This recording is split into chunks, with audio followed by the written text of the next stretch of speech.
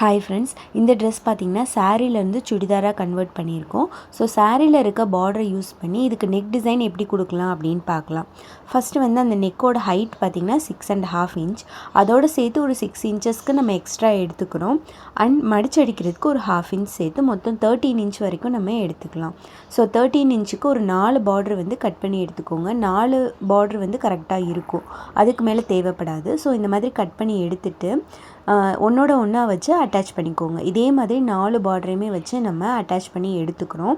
And இதுக்கு மேலே பார்த்திங்கன்னா டாப் ஸ்டிச் போட்டுக்கலாம். இந்த மாதிரி போடும்போது தான் நீட் ஃபினிஷிங் நம்மளுக்கு கிடைக்கும். இப்போ இந்த 2 பார்ட்டையுமே சேர்த்து வச்சு நான் அட்டாச் பண்ணிக்கிறேன். ஸோ 4 பார்டரையும் நம்ம அட்டாச் பண்ணி எடுத்தாச்சு. இப்போ இந்த பார்டரில் கேன்வாஸ் வச்சு நம்ம அயன் பண்ணி எடுத்துக்கலாம். ஸோ இந்த மாதிரி பேட்ச் ஒர்க் பண்ணும்போது நீங்கள் கேன்வாஸ் வச்சு பண்ணிங்கன்னா உங்களுக்கு அந்த ஃபினிஷிங் வந்து ரொம்ப நீட்டாக இருக்கும். ஸோ இதில் கேன்வாஸ் வச்சு அயன் பண்ணி எடுத்துக்கலாம். இப்போது கேன்வாஸ் வச்சு நம்ம அயன் பண்ணதுனால இது பார்க்கவே நீட் ஃபினிஷிங்காக இருக்குது. இதோட எட்ஜஸ், ரா எட்ஜஸ் எல்லாத்தையுமே இதே மாதிரி மடித்து நம்ம அடிச்சுக்கலாம். இப்போது இதில் தான் வந்து நம்ம நெக்கை வந்து மார்க் பண்ணி ஃபினிஷிங் கொடுக்க போகிறோம். ஸோ என்ன நெக் டிசைன் நீங்கள் டிசைட் பண்ணாலுமே இதில் நீங்கள் வந்து மார்க் பண்ணிக்கோங்க. இப்போ நெக்கோட வித்து பார்த்திங்கன்னா 2.5 இன்ச்சஸ், அதோட ஹைட்டு வந்து 6.5. அதுக்கு நான் தகுந்த மாதிரி மார்க் பண்ணி எடுத்துக்கிறேன். ஸோ என்ன டிசைன்னாலும் நீங்கள் இதிலையே வரைஞ்சிக்கலாம். இப்போ நான் இதில் பார்த்திங்கன்னா ஒரு 1.5 இன்ச் அளவுக்கு மேலே வந்து ஒரு பாயிண்ட் மாதிரி வைக்கிறேன். அண்ட் 1/2 இன்ச் வந்து வெளியே தள்ளி இந்த மாதிரி பாயிண்ட் வைக்கிறேன். ஸோ நான் ட்ரா பண்ண போகிற டிசைனுக்கு வந்து இந்த மாதிரி நான் மார்க் பண்ணியிருக்கேன்.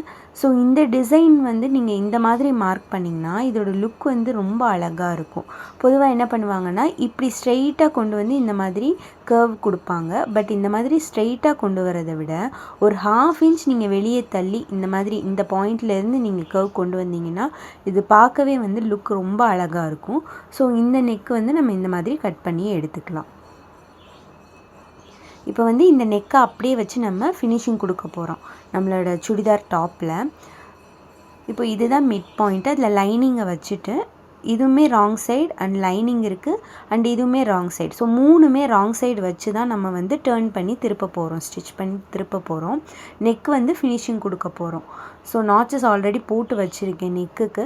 அந்த இடத்துல கரெக்டாக வச்சு பாயிண்ட் பண்ணி நம்ம ஸ்டிச் பண்ணி எடுத்துக்கலாம் நெக்கை.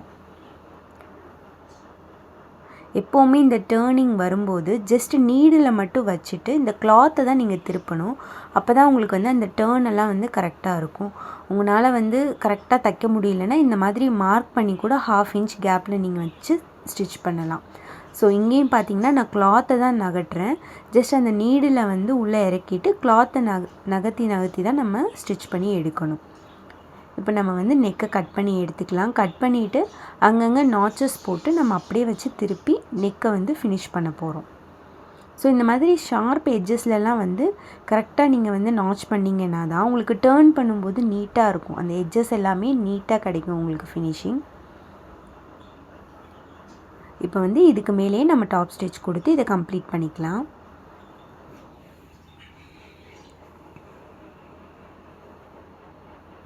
ஸோ நிதானமாக ஸ்டிச் பண்ணுங்கள். பின்னாடி வந்து கிளாத்தெல்லாம் எதுவும் மடிஞ்சிருக்கா அப்படின்னு பார்த்து ஒரு இதையுமே வந்து நம்ம கிளாத்தை எடுத்து விட்டு தான் ஸ்டிச் பண்ணணும். ஏன்னா பின்னாடி நீங்கள் ஏதாவது கிளாத் மாட்டி இருந்துச்சுன்னா உங்களுக்கு வந்து திருப்பி நீங்கள் பிரிக்கிற மாதிரி ஆகிடும். ஸோ தைக்கும் போதே நீங்கள் வந்து ஒரு கிளாத்தையும் பின்னாடி லைனிங் கரெக்டாக இருக்கா, மெயின் ஃபேப்ரிக் கரெக்டாக இருக்கா அப்படின்னு பார்த்து ஸ்டிச் பண்ணுங்கள்.